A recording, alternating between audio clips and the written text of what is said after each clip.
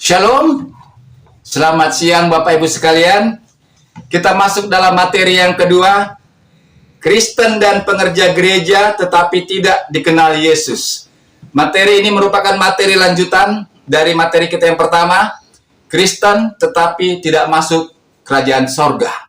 Kita sama-sama membaca Nats, Matius 7, ayat 20 sampai ayat yang ke-23. Saya akan membacakan untuk kita sekalian. Jadi dari buahnya lah kamu akan mengenal mereka. Bukan setiap orang yang berseru kepadaku, Tuhan, Tuhan akan masuk ke dalam kerajaan sorga, melainkan dia yang melakukan kehendak Bapakku yang di surga.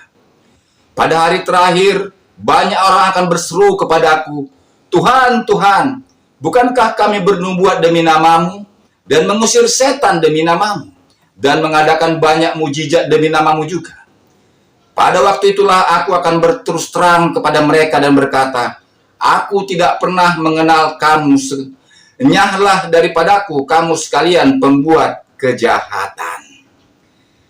Bapak Ibu sekalian, ayat ini seperti yang saya katakan dalam materi saya yang pertama, seringkali disalah tafsirkan oleh saudara-saudara kita, para polemikus muslim. Mereka mengatakan kepada banyak orang Kristen bahwa ayat ini membuktikan orang Kristen tidak masuk ke dalam kerajaan sorga. Dan bukan hanya tidak masuk kerajaan sorga, mereka juga mengatakan bahwa Matius 7:23 itu membuktikan bahwa Yesus tidak kenal orang-orang Kristen. Ini tentu adalah tuduhan yang tidak tepat, Bapak Ibu sekalian. Melalui materi ini juga saya ingin mengatakan kepada teman-teman polemikus muslim saya bahwa kita harus melihat kitab suci itu secara komprehensif. Kita tidak boleh hanya mengutip 1-2 ayat lalu kita tafsirkan sesuai dengan keinginan kita. Sebagai contoh, bila ada orang non-muslim yang mengutip ayat itu, kira-kira terjemahannya, celakalah orang-orang yang menjalankan sholat. Nah, jika hanya sampai di ayat itu saja kita pahami, tentu ini akan merubah dogmatika atau merusak akidah yang sebenarnya dari Islam itu sendiri. Oleh sebab itulah 107 ayat 4 tadi tidak bisa dilepaskan dari ayat-ayat sebelumnya dan sesudahnya, dan juga tidak bisa dilepaskan dari seluruh nats kitab suci Al-Quran itu sendiri. Demikian juga Alkitab. Kita nggak boleh hanya kutip 1-2 ayat Alkitab langsung kita katakan kepada orang Kristen begini, tidak bisa. Saudaraku sekalian, kita harus saling memahami dalam fakta-fakta ini bahwa iman kita itu dibangun di atas dogma yang berbeda. Nah, kedua dogma ini tidak bisa kita benturkan, walaupun bisa kita pelajari bersama-sama. Seperti yang saya katakan tadi bahwa sama-sama memahami bahwa kitab suci itu bersifat komprehensif dan tidak bisa diambil 1-2 ayat saja. Hari ini kita akan sama-sama belajar bahwa Matius 7 ayat 20 sampai 23 ini merupakan satu introspeksi bagi para pengerja gereja, para aktivis gereja, para aktivis Kristen, ya siapa saja yang mungkin terlibat sebagai pelayan-pelayan di bidang kerohanian Kristen. Kenapa? Karena di sini Tuhan mengatakan tidak mengenal mereka, bahkan menuduh. Tuhan mengatakan pembuat kejahatan. Bapak Ibu sekalian, tadi kita membaca bahwa tentang mujizat-mujizat, nubuat-nubuat, tentang hal-hal pelayanan-pelayanan spektakuler. Saya teringat pada satu video pelayanan kesembuhan rohani di Afrika. Ada satu video menunjukkan seorang wanita, seorang ibu-ibu dengan cacat tangannya seperti apa gitu. Kemudian dalam nama Tuhan Yesus disembuhkan. Nah, ada video yang lain lagi. Ya, ibu tersebut, orang tersebut dengan baju yang berbeda, ikut KKR yang berbeda lagi dan sembuh lagi. Ini kan sudah menjadikan kekristenan sebagai entertain, ya. Dan kita tahu dari zaman dahulu ya, dari semenjak opera segala macam, entertain itu menghasilkan uang. Nah, disinilah yang Tuhan katakan tadi, Tuhan tidak kenal mereka, pembuat kejahatan, memalsukan dari mujizat-mujizat Tuhan. Dan banyak sekali yang katanya penyembuhan rohani, kesembuhan rohani, apakah itu benar? Tuhan bilang, orang-orang seperti ini ketika nanti Tuhan datang, Tuhan bilang, aku tidak kenal kamu, kamu sekalian pembuat kejahatan. Ini ada fakta di depan kita. Demikian juga dengan orang-orang yang mengatakan nubuat seperti contohnya saja yang baru kita lewati. Orang yang bernubuat akan ada pengangkatan pada tanggal 23 September. Orang-orang seperti inilah yang Tuhan maksud. Mereka-mereka yang melakukan kejahatan. Tetapi bukan hanya itu saja. Setiap orang yang melakukan pelayanan yang bukan seperti yang Tuhan inginkan, bukan dengan motivasi yang murni untuk memuliakan Tuhan, maka Tuhan mengatakan bahwa Tuhan tidak mengenal mereka. Kenapa Tuhan tidak mengenal mereka? Karena bagi Tuhan mereka ini semua pembuat kejahatan. Siapapun yang melayani Tuhan, yang tidak tujuan untuk memuliakan Tuhan. Mungkin kita hanya pengerja gereja, aktivis gereja, apapun tujuan kita, penatua, bahkan pendeta, atau apapun semuanya. Jika tujuan kita melayani itu bukan untuk kemuliaan nama Tuhan, tentu Tuhan katakan dia tidak mengenal kita. Tapi perlu kita sadari dengan sungguh-sungguh, apakah yang menjadi dasar kita dan dasar Tuhan untuk mengatakan kita ya tidak dikenal oleh Tuhan Yesus. Ini menjadi penting bagi kita. Ini dasarnya apa? Sebab kalau dasarnya bagus, seperti yang Tuhan bilang dalam ayat 20 tadi, dari buahnya kamu mengenal pohonnya. Ya, kalau dasarnya bagus, pohonnya bagus, pasti buahnya bagus. Kalau dasarnya bagus, imannya benar, maka motivasinya pasti benar. Yang jadi masalahnya adalah kita tidak bisa membedakan ilalang dan gandum di tengah-tengah gereja. Dan Tuhan bilang tidak boleh cabut ilalang itu. Karena bisa-bisa gandumnya ikut kecabut. Nanti akhir zaman barulah ilalang itu akan dikumpulkan dan dibakar. Nah, selama kita hidup di muka bumi ini, tidak seorang pun hamba Tuhan atau siapapun yang berhak mengatakan cabut ilalang itu. Tidak ada yang berhak mengatakan itu. Kita lihat pada perumpamaan Tuhan tentang ilalang tadi. Ya, tidak ada yang berhak. Tetapi kebenaran firman Tuhan harus disampaikan dengan benar kepada seluruh pengerja-pengerja gereja, kepada seluruh aktivitas gereja. Karena firman Tuhan ini mengatakan bahwa tidak semua orang yang berseru-seru kepada aku, Tuhan, Tuhan akan masuk dalam kerajaan sorga. Pada akhir zaman nanti orang-orang akan banyak berkata, Tuhan, aku telah melayanimu, Tuhan, aku begini, aku begini, aku begini. Tetapi Tuhan bilang apa? Aku tidak mengenal kamu. Apa dasarnya yang membuat Tuhan tidak mengenal kita bila kita melayani tidak dengan dasar yang tepat? Kita membaca Yohanes 10 ayat 26 sampai 28. Saya bacakan untuk kita sekalian. Tetapi kamu tidak percaya karena kamu tidak termasuk domba-dombaku. Jadi yang tidak termasuk domba-domba Yesus adalah orang-orang yang tidak percaya kepada Yesus. Ayat 27. Domba-dombaku mendengarkan suaraku. Orang-orang yang percaya kepada Yesus mendengarkan suara Yesus. Dan aku mengenal mereka. Perhatikan di sini. Ya, Tuhan berkata, aku mengenal mereka. Dan mereka mengikut aku. Jadi Tuhan Yesus itu mengenal domba-dombanya. Siapa tadi domba-dombanya itu? Domba-dombanya adalah mereka yang percaya kepada Yesus. Yang tidak percaya kepada Yesus bukan domba-dombanya. Dan untuk domba-dombanya, Tuhan Yesus mengatakan dia mengenal mereka karena mereka mengikut aku. Dan Tuhan pun menjanjikan dalam ayat selanjutnya, dan aku memberikan hidup yang kekal kepada mereka. Dan mereka pasti tidak akan binasa sampai selama-lamanya. Dan seorang pun tidak akan merebut mereka dari tanganku. Orang yang percaya kepada Yesus Kristus pasti masuk kerajaan sorga. Orang yang percaya kepada Yesus Kristus pasti tidak akan binasa, karena Tuhan Yesus yang menjaminnya. Tetapi mengapa tadi Tuhan mengatakan ada orang yang berseru-seru kepada Yesus, Tuhan, Tuhan, Tuhan, tapi tidak masuk dalam kerajaan sorga? Dan bahkan mereka berkata, aku telah bernubuat demi namamu, aku telah melakukan mujizat demi namamu, sudah melayani demi namamu Tuhan. Tetapi Tuhan katakan, aku tidak mengenal kamu, hai kamu sekalian pembuat kejahatan. Bapak Ibu sekalian, jika kita memang percaya kepada Yesus Kristus, maka Tuhan Yesus akan membaptiskan kita dengan Roh Kudus-Nya. Efesus 1 ayat 13. Ketika kita percaya, kita dimeteraikan dengan Roh Kudus-Nya.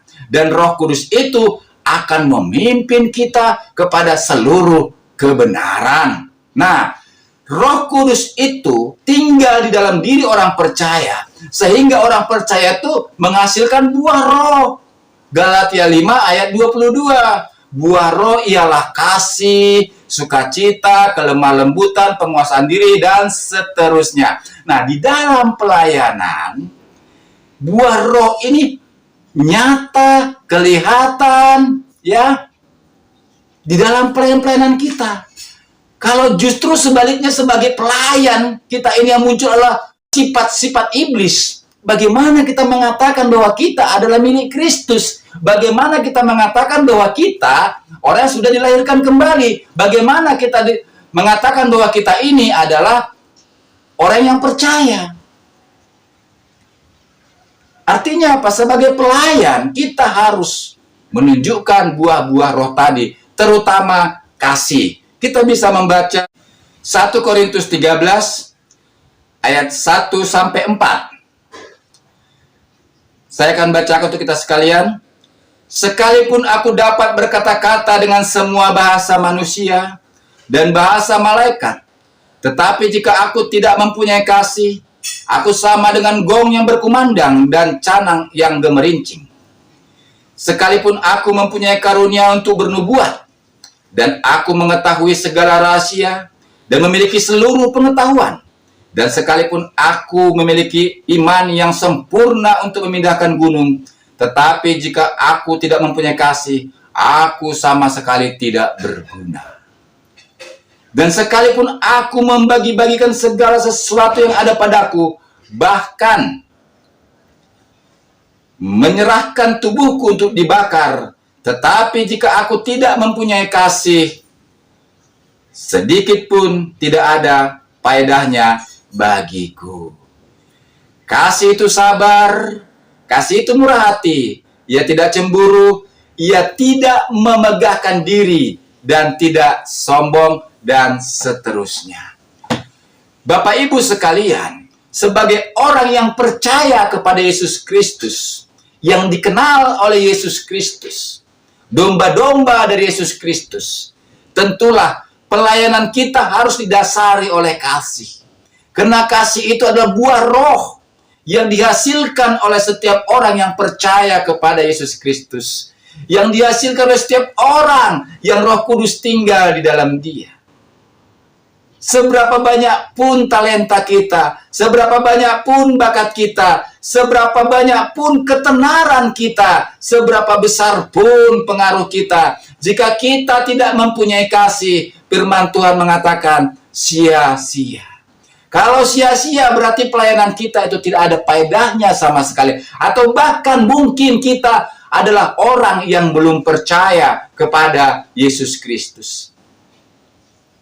Itulah sebabnya hari ini kita menguji hati kita semua sebagai orang-orang yang terlibat dalam pelayanan, aktivitas kekristenan, aktivitas rohani. Apakah kita memang sudah sungguh-sungguh percaya kepada Yesus Kristus? Ataukah kita hanyalah Kristen ikut-ikutan? Kristen lahir, yang penting beragama Kristen, yang penting ke gereja, yang penting melayani, suka senang kumpul-kumpul dengan semua orang? Atau karena memang pelayanan itu menghasilkan uang? Atau mungkin karena pelayanan itu menghasilkan ketenaran? Atau mungkin karena pelayanan itu adalah ruang lingkup sosial yang bisa menerima kita. Hanya sebatas itu. Atau tempat kita tampil mungkin ketika Natal. Jika hanya seperti itu, mungkin saja pada akhir zaman kelak ketika Kristus datang yang kedua kalinya, ketika dia memisahkan kambing dengan domba, ada orang-orang yang merasa dirinya adalah pelayan, masuk dalam kelompok kambing-kambing, dan pada saat itu mereka akan berseru-seru, Tuhan, Tuhan, bukankah kami telah melayani demi nama-Mu? Bukankah kami telah bernubuat demi nama-Mu? Bukankah aku telah menjadi WL demi nama-Mu? Bukankah aku telah menjadi pendeta demi nama-Mu? Bukankah aku sudah melakukan banyak mujizat demi nama-Mu? Bukankah aku telah melakukan banyak pelayanan, banyak aktivitas gereja demi nama-Mu? Tapi karena kita memang tidak memiliki Kristus dalam hati kita, kita tidak pernah percaya kepada Kristus. Kristus melihat kita di tempat kambing-kambing berada. Dan dia berkata, enyahlah. Aku tidak mengenal kamu. Kamu sekalian pembuat kejahatan. Hari ini menjadi teguran buat kita untuk membawa hati kita ke hadapan Tuhan. Untuk benar-benar memikirkan apakah kita sudah percaya kepada Yesus Kristus? Apakah kita sudah menerima Dia sebagai Tuhan dan Juru Selamat pribadi kita? Apakah kita sudah memberikan seluruh hidup kita bagi Dia?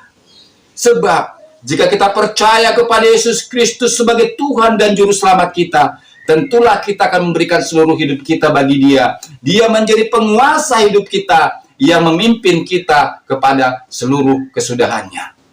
Dan kita menerima anugerah Tuhan yang tidak terbatas. Karena anugerahnya itu sempurna dan tuntas. Menebus kita dari keadaan kita yang berdosa, dari kebinasaan, dari kematian, kepada hidup yang kekal. Keselamatan kita adalah karya dari Allah Tritunggal. Allah yang telah memberikan segala-galanya untuk kita. Dan oleh karyanya, kita diperdamaikan dengan Dia. Dan oleh perdamaian itu, kita boleh hidup di hadapannya. Bapak Ibu sekalian, hanya orang yang mengerti dan mengenal dirinya sebagai orang yang berdosa yang membutuhkan Yesus Kristus. Hanya orang yang mengerti bahwa dirinya lemah dan tak berdaya membutuhkan Yesus Kristus. Saudara-saudaraku sekalian, hanya orang yang merasa bahwa dirinya tidak mampu berbuat apa-apa untuk keselamatannya yang membutuhkan Yesus Kristus. Allah mengasihi saudara-saudariku sekalian. Dia ingin supaya saudara-saudari diperdamaikan dengan Bapa. Oleh sebab itu, ambil sikap dan berdoa. Percayalah kepada Yesus Kristus. Undanglah Dia masuk ke dalam hatimu dan terimalah Dia sebagai Tuhan dan Juru Selamat pribadimu. Dan tundukkanlah dirimu di hadapannya. Sekali engkau percaya, maka janji Tuhan akan digenapi di dalam hidupmu. Bahwa Dia akan memberikan kepadamu hidup yang kekal dan engkau pasti tidak akan binasa. Seperti yang Tuhan Yesus katakan pada Yohanes 10 ayat 27 tadi. Kita semua akan menerima hidup yang kekal karena kita percaya kepada Yesus Kristus. Dan pada akhir zaman, semua orang yang percaya kepada Yesus Kristus akan dikenal oleh Yesus Kristus. Karena bukan hanya pada akhir zaman kita dikenal oleh Tuhan kita. Semenjak kita menerima Dia sebagai Tuhan dan Juru Selamat pribadi pun, Tuhan mengenal kita. Bapak Ibu sekalian, karya Allah di dalam Yesus Kristus sempurna dan tuntas. Itulah sebabnya kita memberikan seluruh hidup kita baginya untuk memuliakan Dia, dan itu menjadi landasan kita mengasihi Dia dan motivasi kita untuk melayani Dia. Mari kita muliakan Tuhan kita dengan kasih. Pelayanan kita semuanya didasari oleh kasih. Tuhan Yesus memberkati. Amin.